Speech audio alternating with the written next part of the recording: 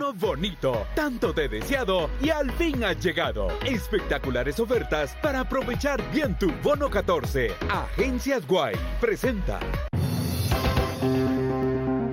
Aumenta cifra de niños y adolescentes reportados como desaparecidos. De enero a julio suman más de 4.200 denuncias al Baquenet.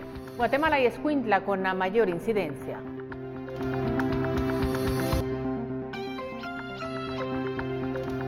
Funcionarios del Ministerio de Relaciones Exteriores, Gobernación y Trabajo viajan a Estados Unidos y llegan a un acuerdo verbal en temas de migración con el secretario de Seguridad de la Unión Americana.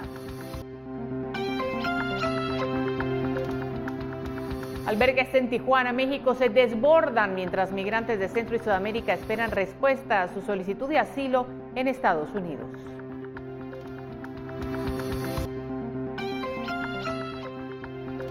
El Centro para la Defensa de la Constitución, CEDECOM, intenta que el Tribunal Supremo Electoral deje de usar el software que causó problemas en la primera vuelta.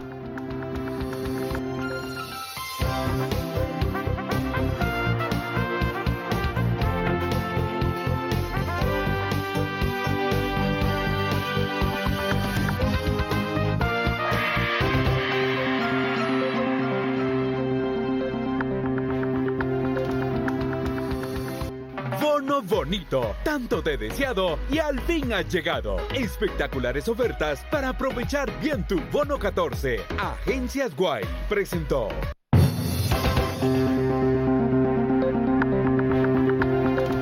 Buenas noches, gracias por sintonizar Noticiero Guatevisión. Este lunes 15 de julio tenemos todo preparado para informarle de lo más destacado de la jornada. Mi nombre es María Luisa Gómez, junto a todo el equipo, nuevamente la bienvenida y el agradecimiento por su preferencia. Iniciamos. Siéntete bien en Farmacias Cruz Verde. Buen servicio no cuesta más. Iniciamos con un tema que ha causado preocupación y es las denuncias de desapariciones de menores de edad y adolescentes en el país. Según registros de la Unidad Operativa Alba Kenneth, de enero a la fecha se han incrementado las cifras de denuncias en comparación con el mismo periodo del año anterior. 4.206 niños y adolescentes desaparecieron entre el 1 de enero y el 11 de julio de este año, según las 3.581 denuncias que fueron colocadas en la unidad Alba Kenneth de la PGN, cifra que aumentó en comparación al mismo periodo del año pasado. Tenemos conocimiento que se ha aumentado el número de alertas, aproximadamente 600 alertas más en comparación con el mismo periodo del año 2018.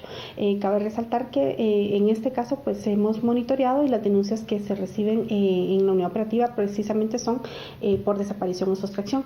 Sin embargo, hemos trabajado en campañas informativas para dar a conocer el teléfono de la unidad operativa, que es el 1546, y también incentivar a la población que la desaparición o sustracción de un niño, niña o adolescente se denuncie inmediatamente. Los departamentos de Guatemala, Escuintla, Quetzaltenango, Petén y Alta Verapaz son los que reportan más incidencia en denuncias al Baquenet. Solo en lo que va del mes han sido reportados desaparecidos 90 niños y 132 niñas y adolescentes, siendo ellas el grupo más vulnerable. Estas alertas, 2.704 alertas se activaron a favor de niñas o adolescentes mujeres y 1.502 se activaron a favor de niños o adolescentes varones. Quiere decir que la población más vulnerable para activar las alertas corresponde a adolescentes, principalmente adolescentes mujeres entre los 13 y los 17 años de edad. ¿Cómo activar una alerta? Al tener conocimiento de la desaparición o sustracción de un niño, niña o adolescente, se debe presentar una denuncia de manera inmediata en subestaciones y sedes de la Policía Nacional Civil, delegaciones departamentales de la Procuraduría General de la Nación o llamar al teléfono 1546 de la unidad operativa o al 110 de la PNC. Por una Guatemala en paz, Dadiana Cabrera y Juan Carlos Pérez. En otras cosas, armas, municiones, dinero, chalecos antibalas, celulares y hasta una motocicleta fueron incautadas en al menos 80 allanamientos contra extorsionistas que realizaron en conjunto la Policía Nacional Civil y el Ministerio Público. La Policía Nacional Civil realizó al menos 80 allanamientos contra grupos pandilleros señalados de ser los responsables de haber cobrado extorsiones por al menos 1.973.500 quetzales que fueron entregados a cambio de no ser víctimas de ataques armados. Pero la mayor estructura funcionaba en Chimaltenango y pese a que muchas veces se realizaron estos pagos, los extorsionados fueron asesinados. La estructura más importante fue la impactada en el departamento de Chimaltenango, ya que se tuvo una investigación que tardó por lo menos 3 años para poder recabar información, tomando en cuenta lo difícil que era poder ubicar a cada uno de los integrantes de este grupo criminal y la logística que manejan. Ellos son responsables de por lo menos 42 asesinatos en ese sector del país y también de haber dejado a 9 personas heridas. Según las investigaciones, las capturas pertenecen a 2 pandillas que operan en el país, así como a un grupo de imitadores que bajo amenazas de muerte exigían dinero a los propietarios de 3 comercios, 6 empresas de transporte y 2 personas particulares. La otra estructura impactada fue en el departamento de Suchitepeques, que opera también en Retauleu y Quetzaltenango, integrantes del barrio 18. Y el tercer grupo impactado en el departamento de Guatemala es un grupo de 11 personas capturadas de una estructura de imitadores. Por una Guatemala en paz, Andrea Domínguez, María René Barrientos y Claudia Martínez.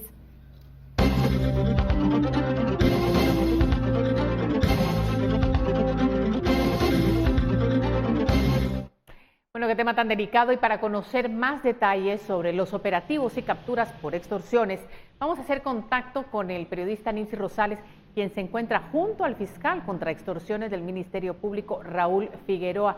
Nimsi, adelante, por favor.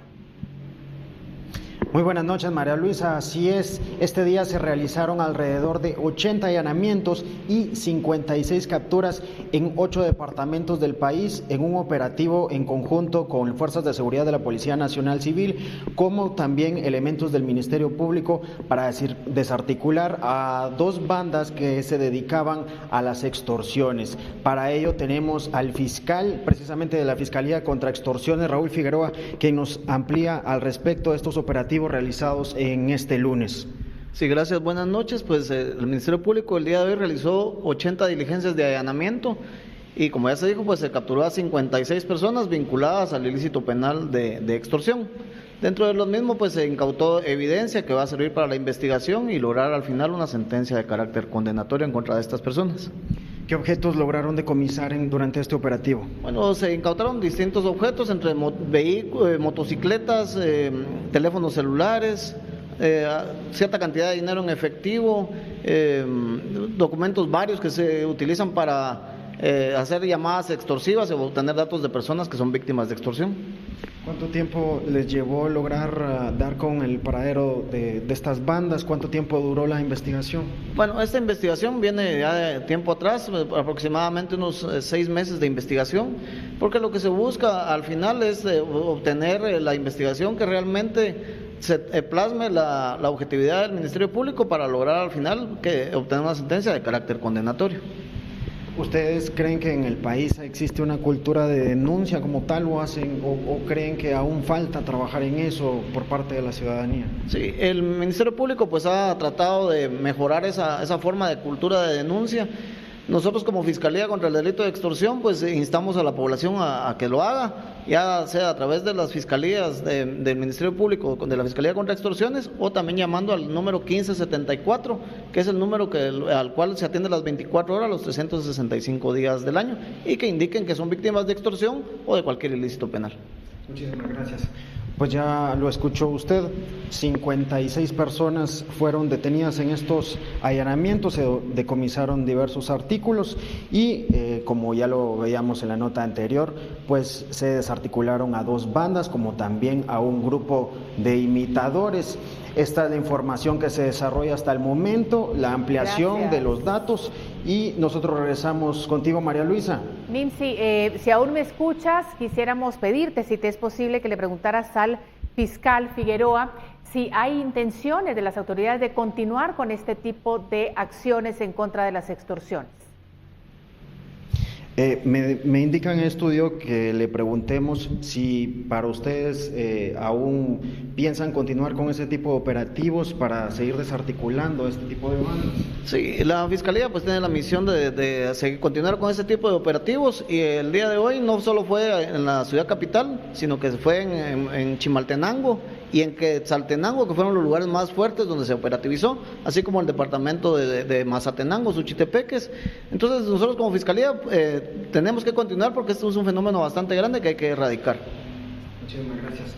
Esta es la información hasta el momento, María Luisa. Nosotros volvemos contigo al set principal. Adelante.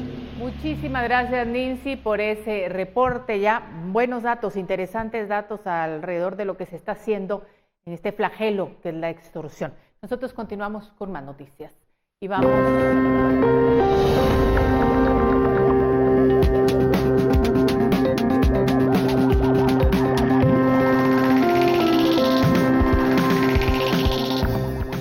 Funcionarios del gobierno de Jimmy Morales logran acuerdo verbal en Estados Unidos por temas migratorios. Volvemos con eso y más.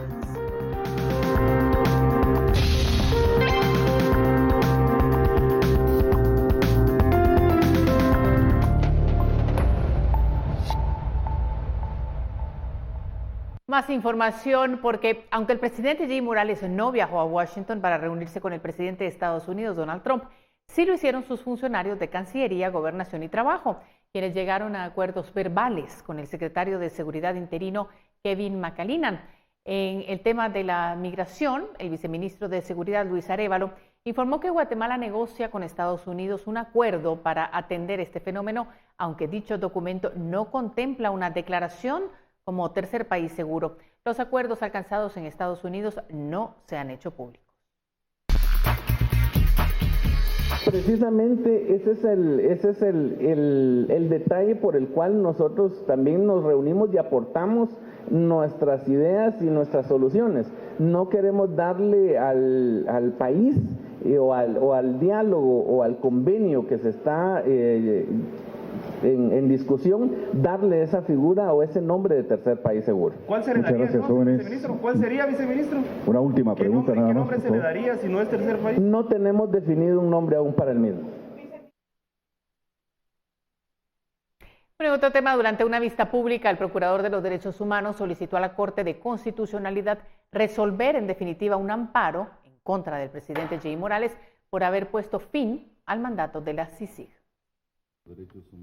Según un amparo provisional otorgado por los magistrados de la Corte de Constitucionalidad, le compete al Congreso de la República aprobar un acuerdo para que Guatemala sea un tercer país seguro y no al presidente Jimmy Morales.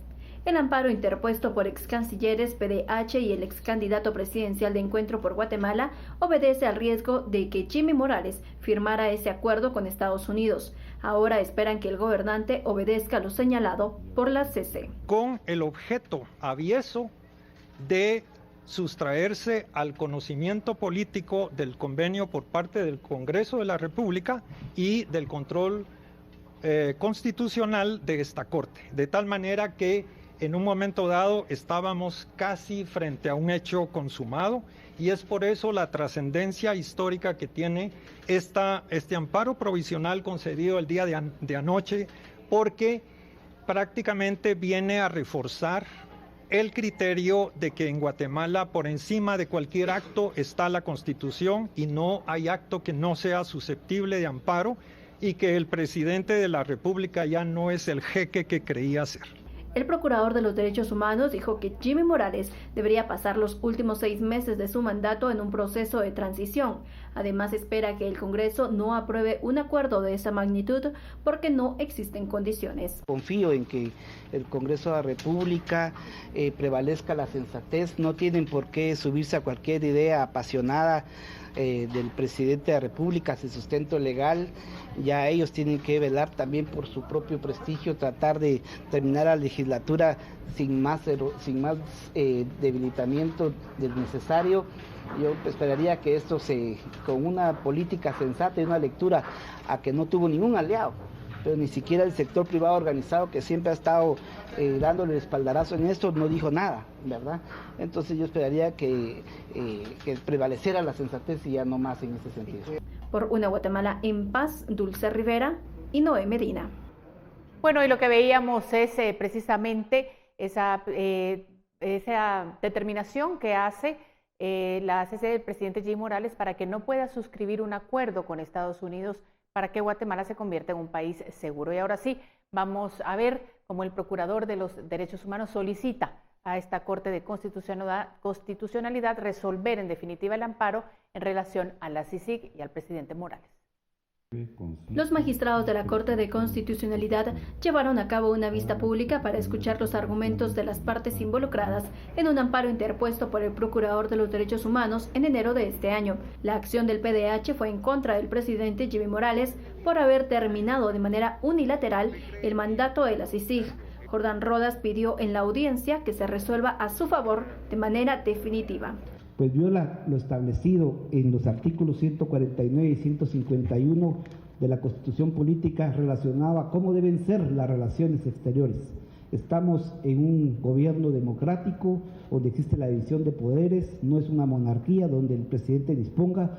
Por eso lamento mucho que la autoridad impugnada hoy día no esté presente. La CICIG figura como tercero interesado en el expediente. Jennifer Bravo, representante de la comisión, dijo que el gobierno no cumplió con los procesos establecidos.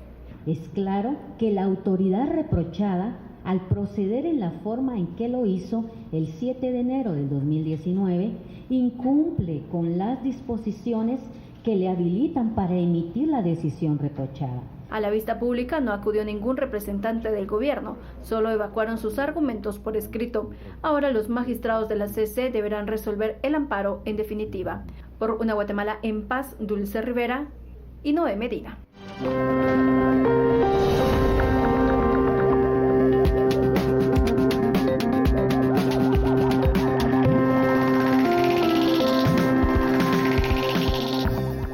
Hoy es el último día del pago del bono 14 y autoridades montan operativos. Ampliamos detalles en el siguiente blog.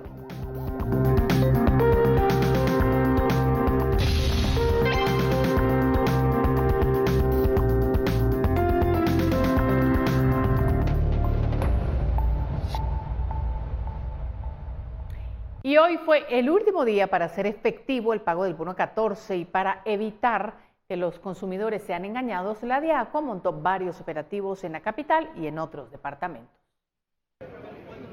Dos grupos de 35 verificadores fueron los encargados de revisar la papelería, los libros de quejas y las ofertas que los comercios ubicados en la Sexta Avenida de la Zona 1 y en otros departamentos ofrecen.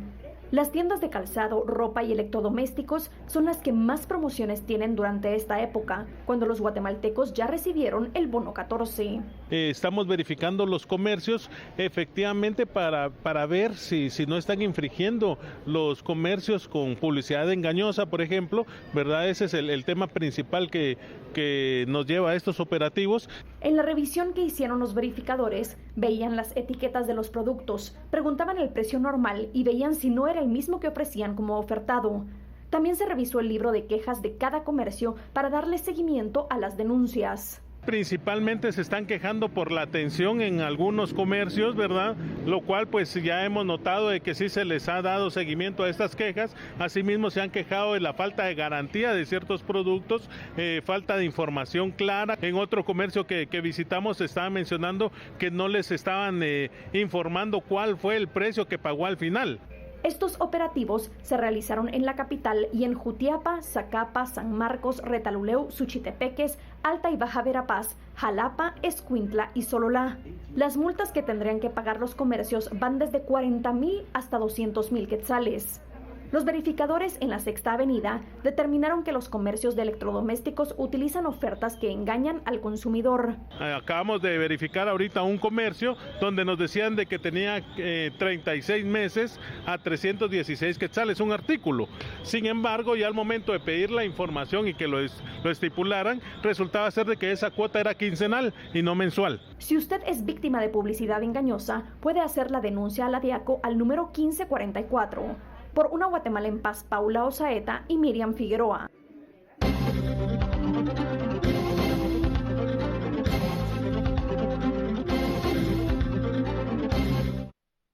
Bueno, y en este momento vamos a continuar hablando de temas muy importantes para nuestro país y vamos a hablar precisamente sobre la posibilidad de lluvias que tenemos en nuestro país para las próximas horas y los próximos días. Y por eso vamos a hacer un contacto con David de León de Conred para que nos cuente un poco qué es lo que podemos esperar los guatemaltecos en las próximas horas. Adelante, David. Buenas noches, María Luisa. Así es, la condición de lluvias que se está presentando en diferentes regiones del territorio nacional hemos tenido y estamos dando seguimiento a reportes en sectores, por ejemplo, en el caso de Chiquimula, áreas en Izabal, en el Progreso, acá en el departamento de Guatemala, sectores de Chimaltenango también nos están reportando en estos momentos. Estamos atentos a cualquier situación que se pueda presentar. Recordemos que con el registro de lluvias podemos tener condiciones, por ejemplo, de inundaciones, algunos problemas también como derrumbes o algunos deslizamientos que se puedan presentar. Esta condición, esta situación de lluvias está asociado al ingreso de una nueva onda del este, un sistema, podríamos decirlo, para explicarlo mejor a las personas, un sistema migratorio, una condición que está generando esta situación de lluvias que podemos tener o incluso prevalecer en las próximas 24 horas en el territorio nacional. Quiere decir que podemos esperar en el transcurso de las próximas horas más condiciones de lluvia, es una situación que podría aún presentarse el día de mañana, mientras esta onda pues deja el territorio guatemalteco, pero es importante tomar en cuenta esta situación para las actividades que tenemos programadas también mañana. Es importante también que si cerca de nuestra casa ocurre alguna situación, se está reportando un incidente, lo puedan dar a conocer a los cuerpos de socorro, también con nosotros en Conred a través del teléfono 119 o con las autoridades también a nivel municipal para el seguimiento respectivo y la verificación también en cuanto al registro de daños. Sabemos, David, que ustedes están atentos, están monitoreando las distintas regiones y la pregunta, saber si al momento ha habido algún tipo de situación que podamos informar. Bueno, hemos tenido en el caso, por ejemplo, de Chiquimula, sí tuvimos alrededor de las 6 de la tarde el reporte de una condición que se presentó en el sector conocido como la Cumbre del Ingeniero, podríamos decirlo, en este sector, kilómetro 151, 158, en ese sector se tenían pequeñas rocas también que se estaba registrando en este lugar, no impedía el tránsito en ese sector, pero era el reporte que teníamos y la coordinación que ya se realizó con las autoridades en este lugar. Luego también en sectores, por ejemplo, de zona 13 hemos tenido el reporte de algunos árboles, algunas ramas de árboles que han caído y que han generado en algún problema daños al servicio eléctrico. Luego también el reporte que tenemos en diferentes sectores, principalmente la condición de lluvia que se está teniendo. Creo que al final, y lo tenemos que decir de esta manera, la condición de disminución de lluvias que hemos tenido en el transcurso de los últimos días, eso genera que también en estos momentos los suelos no estén tan saturados, podríamos decirlo de alguna manera. Y eso a la vez también de tener una condición, por ejemplo, de saturación en los suelos bastante alta, con una condición de lluvia sabemos que pueden ocurrir esos derrumbes, pero no quiere decir que con estas lluvias que estamos teniendo no se puedan presentar, pero es hasta este momento el seguimiento que estamos teniendo en el área de Chiquimula y también atentos a lo largo de la costa sur, por ejemplo en costas de Jutiapa, sectores de Santa Rosa. De acuerdo con la última información que tenemos de Insibume, hay bastante actividad eléctrica, al igual que en áreas al norte de Quiché, al norte también de Huehuetenango, sectores de Alta y Baja Verapaz. Es la condición que tenemos hasta este momento y la información que Insibume nos está trasladando constantemente. Muchísimas gracias, David. Importante lo que ha dicho el número 119, porque alguna situación podría presentarse y es nuestro deber reportarla a las autoridades para que no sea más, sobre todo porque esperamos más lluvia posiblemente en las próximas horas. Estábamos viendo en pantalla imágenes de cámaras que reportan precisamente en algunas rutas de la capital cómo se comporta también el tráfico vehicular con la lluvia en algunas zonas. Muchísimas gracias, David de León, por ese reporte. Estaremos muy pendientes. Vamos a hacer una pausa comercial, pero regresamos con más.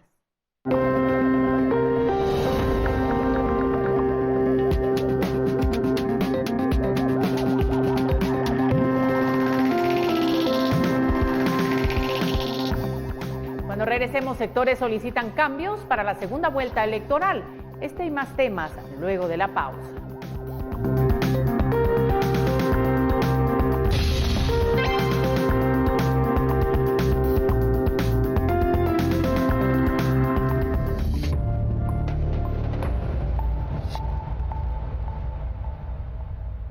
Más información a esta hora. Los integrantes del Centro para la Defensa de la Constitución, CEDECOM, interponen amparo en la Corte Suprema de Justicia para que el Tribunal Supremo Electoral deje de usar el software que causó problemas en la primera vuelta. En esta acción de amparo en contra de los magistrados del Tribunal Supremo Electoral, solicitaron que se les advierta a no volver a utilizar el mismo software que se implementó durante la primera vuelta electoral, donde se dieron algunos inconvenientes en el conteo de los votos. Estamos indicando en el amparo que se les aperciba a los magistrados que como rectores del proceso electoral deben de tomar todas las medidas para respetar la pureza del proceso electoral.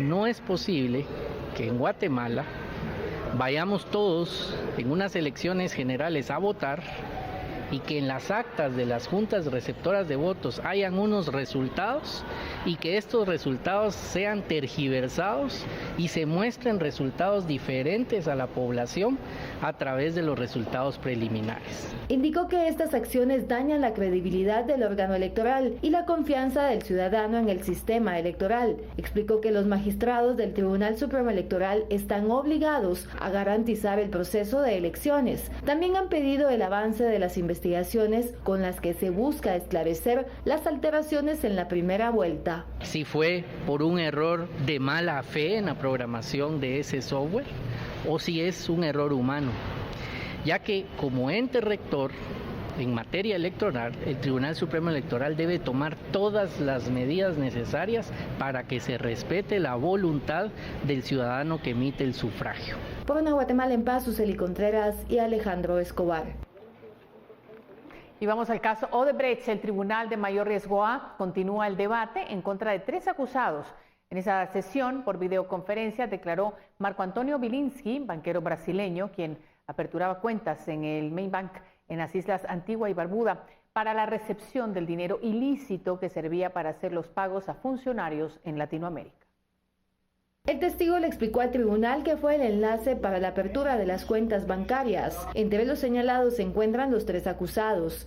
Pelo que eu sei, señor Juan Manuel Molina Coronado. Por lo que sé, el señor Juan Manuel Molina Coronado. Recordó el monto depositado en la cuenta Brianza Marketing. Creo que $1.2 millones de dólares. Creo que $1.2 millones de dólares. Explicó que se tenía que demostrar la relación con la empresa y Odebrecht. El banco requería un documento de soporte que indicara de dónde procedía el dinero que se depositaba. No se recuerda, pero posiblemente el documento de la empresa que tenía en relación con la empresa Odebrecht. Dijo que una de sus visitas a Guatemala fue para conocer a las personas a quienes iba a aperturar las cuentas. En una de esas cuentas, Odebrecht depositó 12 millones de dólares para Alejandro Sinibaldi. ¿Puede indicar si sabe o supo quién era el beneficiario de la cuenta Brianza Marketing Corp? ¿Se puede indicar que si sabe o si soube? El testigo que aperturó las cuentas para la empresa Norberto Odebrecht se encuentra vinculado en el caso Lava Jato, en Brasil. Declaró que no conoció personalmente a Alejandro Sinibaldi y a Manuel Valdizón. Durante el interrogatorio fue acompañado por un traductor. El enlace de la videoconferencia se hizo en la Embajada de Guatemala en Brasilia. Por una Guatemala en paz, Suseli Contreras y Alejandro Escobar. Y la Cámara de Industria y la Universidad del Valle de Guatemala presentaron el índice de institucionalización del soborno, que evaluó a grandes empresas y pymes de Guatemala para estudiar los niveles de conocimiento y aplicación de medidas del control del soborno. Según el índice, los sectores más susceptibles son construcción, administración pública y explotación de minas y canteras. En Guatemala, el costo del soborno y la corrupción representa el 30% del sobrecosto en los precios de contratos y licitaciones. Se detectaron 3 razones principales para que ocurra el soborno: porque la competencia lo hace, para apoyar las ventas internas y por si no pagan pierden el negocio. El 51% de las empresas dijeron que no realizan evaluaciones de riesgo y que no tienen canales de denuncia. El costo promedio percibido para obtener adjudicaciones de contratos utilizando el soborno como mecanismo para ganar negocios es de 29.26% sobre el precio de licitación.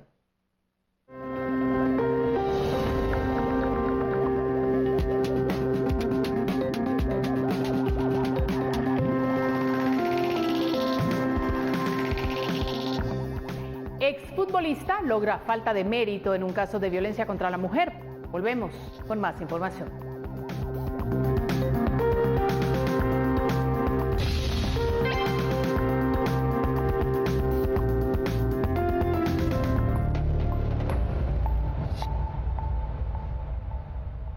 Continuamos. Después de 4 horas de audiencia, el exfutbolista del Xelajú, Mario Camposeco, Israel Silva Matos de Sousa, fue beneficiado con falta de mérito en el proceso en su contra. La fiscalía lo señalaba de agredir físicamente a su esposa en el 2013.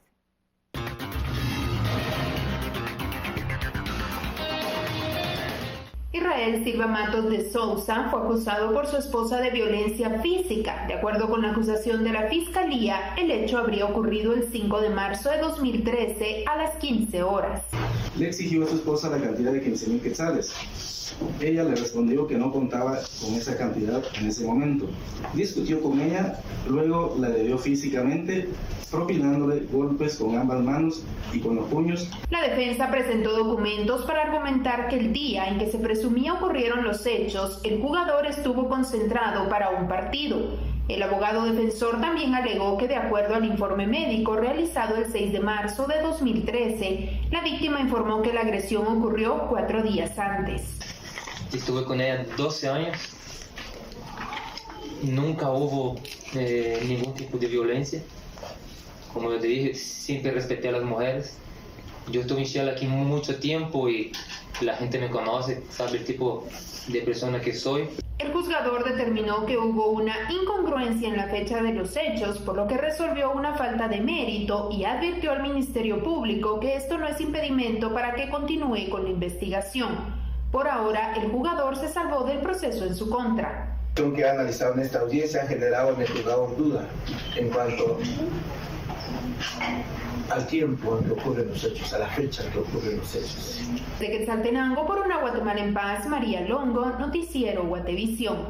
Y en el juicio por tráfico de influencias en contra del ex magistrado de la Corte Suprema de Justicia, Gustavo Mendizábal, el fiscal Carlos de León le mostró el celular de la ex vicepresidenta Roxana Valdetti al acusado Mendizábal. El perito Orlando Natarino Contreras, encargado de la sustracción de los mensajes, confirmó que extrajo toda la información de un teléfono que utilizó Roxana Valdetti. Dijo que quedó archivada la conversación que mantuvo con el acusado Mendizábal en el 2014, relacionada con un amparo. Solicito, señor juez, la venia para poder reproducir el contenido del disco duro, que es el anexo número 1 del informe en referencia, para poder determinar si en el contenido del disco duro podemos visualizar alguna información del ID 64, que es del teléfono de Roxana Valdetti, donde se pudo analizar posteriormente la información. El fiscal de FESI, Carlos de León, le solicitó al tribunal que el teléfono celular de Roxana Valdetti, que utilizó para comunicarse con el acusado, fuera incorporado como prueba en el debate. Indíquele al tribunal si coincide con el que a usted le extrajo la información, por favor. Es correcto. Sí coincide. Muchas gracias. La Fiscalía busca probar que el exmagistrado Mendizábal se comunicaba con Roxana Valdetti y que a cambio de otorgarle una resolución favorable, este supuestamente pretendía el puesto de Procurador General de la Nación. Por una Guatemala en paz, Suseli Contreras y Alejandro Escobar. Vamos a otros temas porque el 8 y 9 de junio pasados se llevó a cabo la segunda reunión de la Comisión Administradora del Tratado de Libre Comercio entre Guatemala y la República de China, Taiwán. Durante el evento, ambos países decidieron eliminar aranceles para el ingreso de ciertos productos. El azúcar fue uno de los productos beneficiados luego de la reunión que sostuvo el viceministro de Integración y Comercio Exterior de Guatemala, Julio Dougherty, con la viceministra de Economía de Taiwán, Wang Meihua, en Taipei, China. Se logró incrementar la cuota de exportación de azúcar que ingresa a Taiwán libre de aranceles. El acuerdo estipula que Guatemala podrá exportar un mínimo de 125,000 toneladas métricas al mercado taiwanés. Antes era 60,000 toneladas. Con esto, Guatemala se convierte en el socio más importante para Taiwán como proveedor de azúcar cruda o fina. Puede subir. ¿A qué me refiero con eso? Depende de toda la importación de Taiwán, la cantidad de azúcar que Guatemala pueda seguir mandando a Taiwán. Pero la base mínima ahora son 125,000 toneladas en lugar de 60,000 toneladas. Por otro lado, también se trabajó en algo que es sumamente importante para nuestro país y es precisamente el mecanismo para el intercambio de certificados de origen electrónico. Esto es algo que es histórico en el país. Además, el acuerdo que se ha firmado facilita la exportación de flores de Guatemala a Taiwán y ya hay una empresa taiwanesa interesada en montar en el país un centro de distribución y producción de orquídeas. Y el Ministerio de Economía ya se ha puesto en contacto con empresarios locales de ese sector, esto con el objetivo de que se pueda invertir en Guatemala. Por Una Guatemala en Paz, Paula Osaeta y Miriam Figueroa.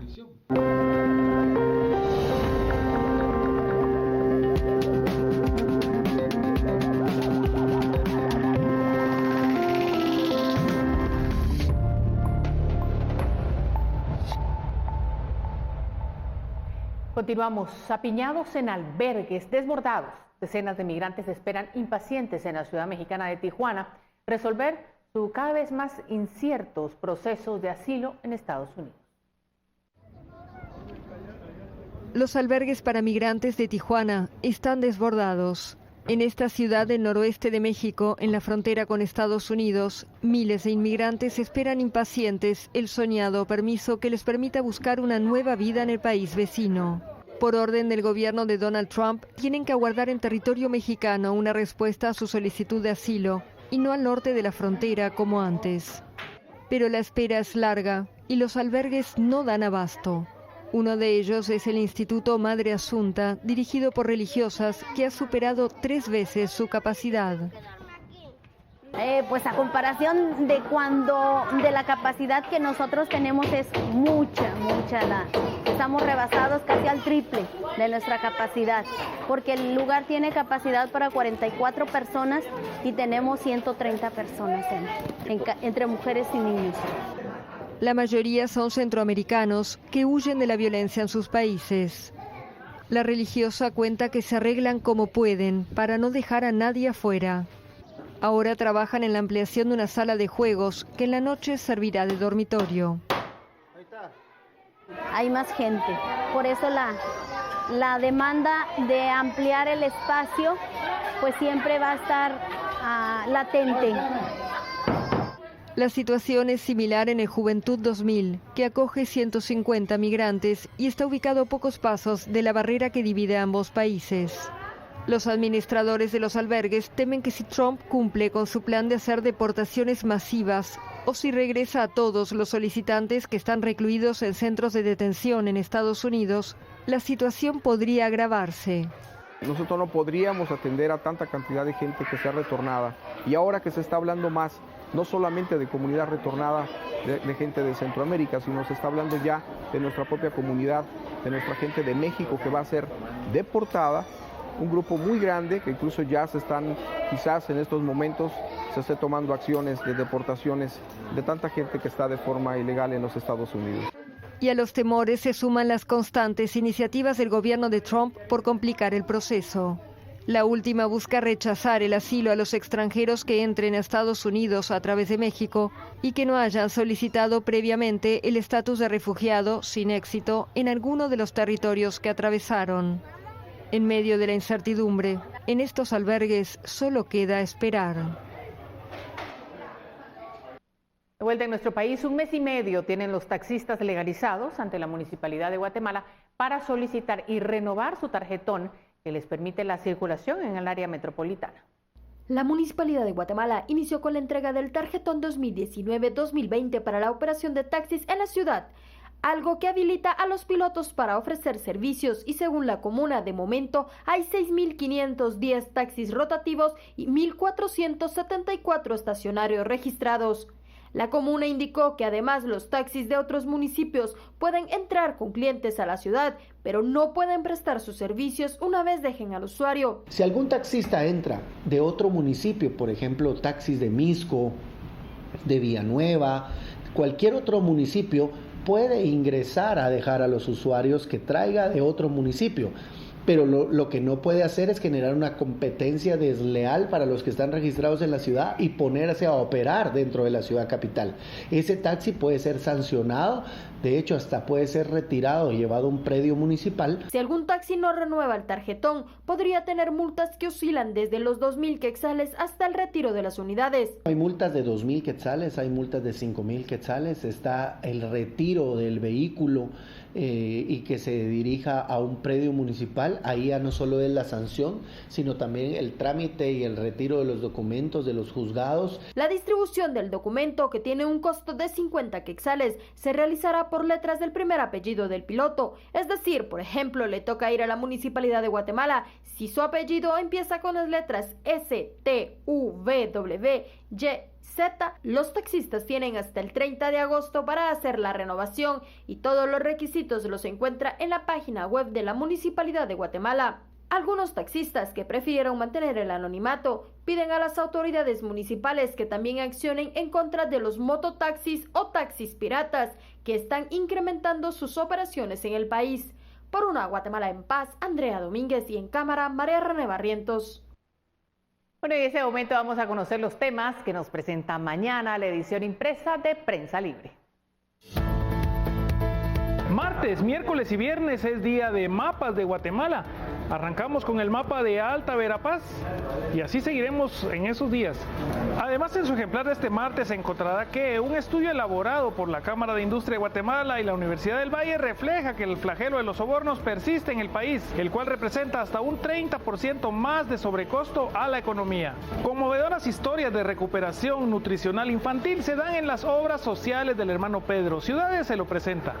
Mientras efectuaba una excavación para una obra en Cobán, se encontró un impresionante yacimiento de piezas mayas prehispánicas. Y la selección de fútbol sub-23 se apresta para comenzar la etapa de clasificación para los Juegos Olímpicos de Tokio. Véalo en Todo Deportes. Esto y mucho más en su ejemplar impreso de este martes. Adquiéralo y recuerde que aquí en Prensa Libre siempre estamos para apoyar la educación, porque estamos para servirle a usted. Gracias a usted por sintonizar una hora completa de información. Por supuesto, regresamos mañana. Por el momento lo dejamos siempre en la señal de Guatevisión. Buenas noches.